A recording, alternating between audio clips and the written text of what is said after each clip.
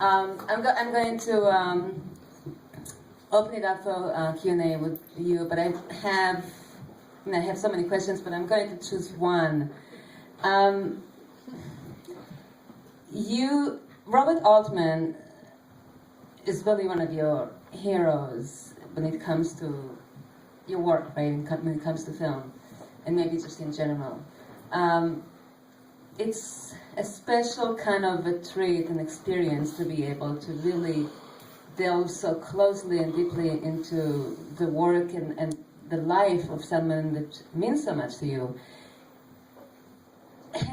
I'm sure you've taken away a lot from that experience. Can you single out one particular thing that you feel is meaningful to you? And if you cannot, can you name 3? Give it a try. Well, the one thing is, the first thing that comes to mind is, someone asked me, this is, as I said, the 3rd time the film is played. It played 2 days ago in Toronto, and someone asked me, are you in awe of Robert Altman? And the short answer is yes, but I have to say that I'm in awe of Catherine. It's a really special person to be married to a filmmaker, and he found that special person, and I adore Catherine. Catherine, I shouldn't say this publicly, but I shouldn't, but she's not 70 years old, she's not 80 years old, to keep counting, and she's just the youngest, she's smart, and she for me trusted me.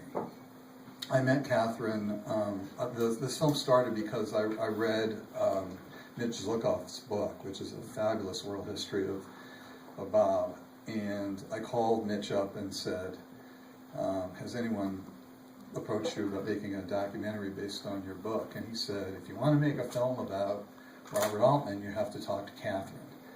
And I thought, well, that's never going to happen. And so that was the end of it. And then a week later, friends of mine at the Torino Film Festival had organized a retrospective of Bob's. And I phoned them up and went to Torino on a lark, really, just to watch a lot of Bob's films. I thought, if I don't meet Catherine, at least I get to see all this television work, which I'd never seen before. And so I met Catherine there. You know how your press office and people write to approach filmmakers and or talent. So I wrote a little note to her saying, "Dear Mrs. Altman, I'm a Canadian filmmaker. I would love to talk to you about making a film with your late husband." And I didn't hear from her until like the last day I was there, and met her. And at this lunch was Matthew Sieg, one of Bob's producers of Tanner 88 in Kansas City, and Matthew had made a movie called Great Day in Harlem, and it was a jazz fan, as was Bob, and he knew of a movie that I'd made called Imagine the Sound about jazz musicians, and so he told Catherine, "You should check this guy out. He's a real filmmaker." And so I got to spend all day with them. And Catherine said at the end of the day, send me your movies. And over the holidays, she watched every single one of them. And she called me in January, and I went to New York, and she gave me access to, to make the permission to make the film, and access to Bob's archive. Most filmmakers don't have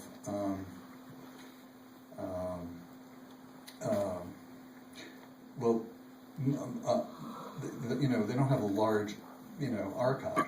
Bob's was donated to the University of Michigan, and it's almost like he left a trail for me to follow through. So I spent the summer of 2012 going through all of his archive.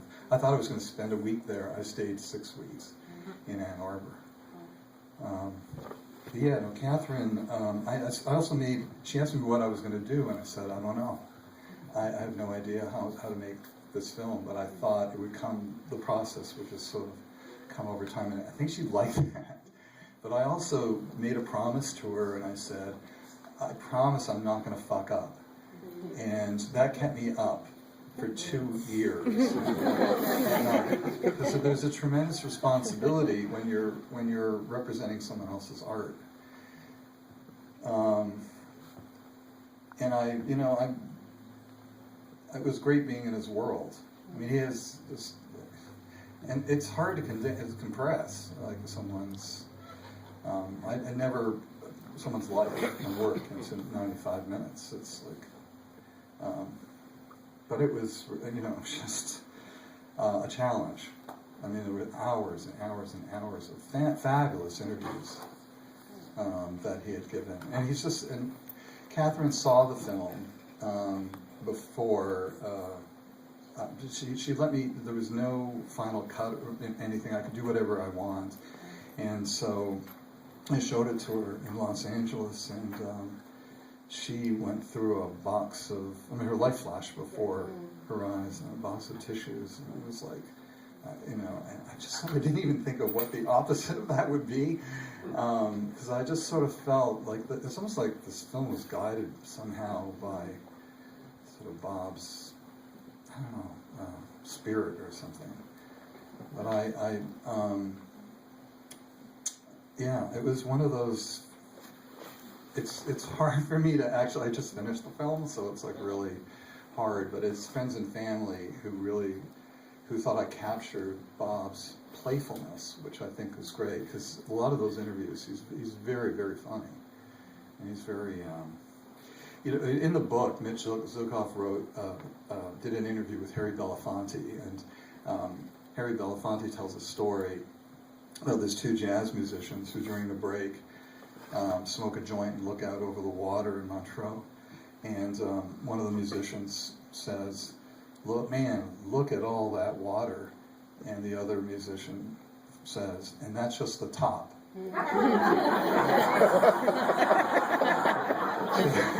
So this is just the top. This is really just the surface.